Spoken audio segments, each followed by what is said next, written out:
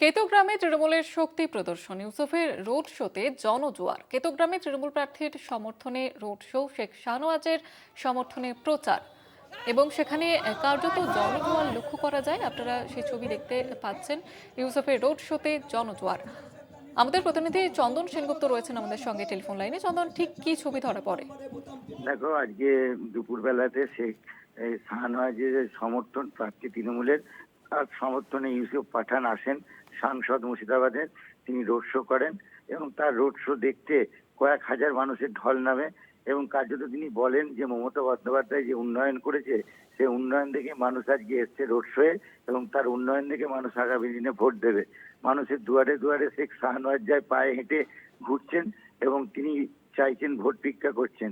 আশা করি কয়েক হাজার ভোটের মার্জিনে গতবারের থেকে এবছরে বেশি মার্জিনে জিতবেন, এমনটাই দাবি করেন ইউসুফ পাঠান। এর আগে কিন্তু সকালবেলায় মঙ্গলকোটে ইউসুফের ছিল রোড শো, সেখানেও একাধিক লোক লক্ষ্য করা যায়। এরপর বিকেলবেলায় কেতুগ্রাম এক জনসমুদ্রে পরিণত হয়েছিল কেতুগ্রাম শহর। জয়িতা, ধন্যবাদ জানাবো চন্দন।